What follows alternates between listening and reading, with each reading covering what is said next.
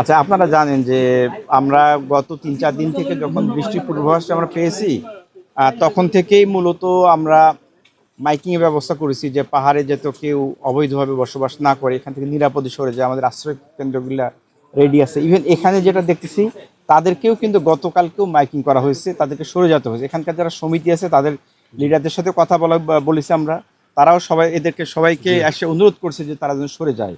এটা তারা ঘুমাচ্ছিল এবং তারা সরে যায়নি, এটা খুবই অনাকাঙ্ক্ষিত, যার ফলে এই দুর্ঘটনা ঘটেছে। একজন নিহত হয়েছে, ওনার স্বামী আহত হয়ে কক্সবাজার সদর হাসপাতালে আছে।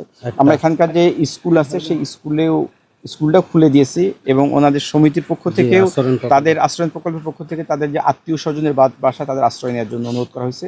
আমরা ইতিমধ্যে এই পাহাড়ে যারা আছে ফায়ার সার্ভিসের পক্ষ থেকেও এবং ওনাদের স্বেচ্ছাসেবক যে বিভিন্ন প্রশাসনের স্বেচ্ছাসেবক সিপিপি, তারপরে অন্য যারা আছে রেড ক্রিসেন্ট, সবার পক্ষ থেকে আমরা তাদেরকে সবাইকে এখান থেকে সরে যাওয়ার জন্য অনুরোধ করতেছি।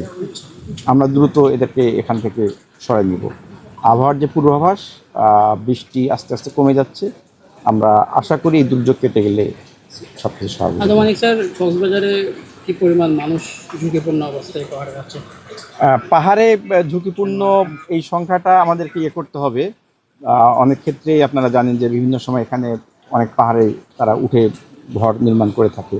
বন বিভাগ তাদেরকে করা বা বন বিভাগ প্রশাসন চেষ্টা করে সবসময় তাদেরকে এটা বাধা দিতে।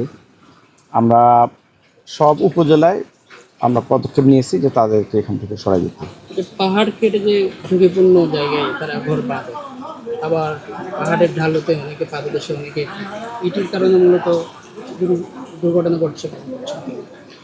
হ্যাঁ, এই কারণে দুর্ঘটনা ঘটতেছে। পাহাড়ে আপনারা জানেন যে অনেক সময় অতি বৃষ্টি হলে পাহাড় ধসে যায়। আমরা এটা রোধ করার পদক্ষেপ নিচ্ছি।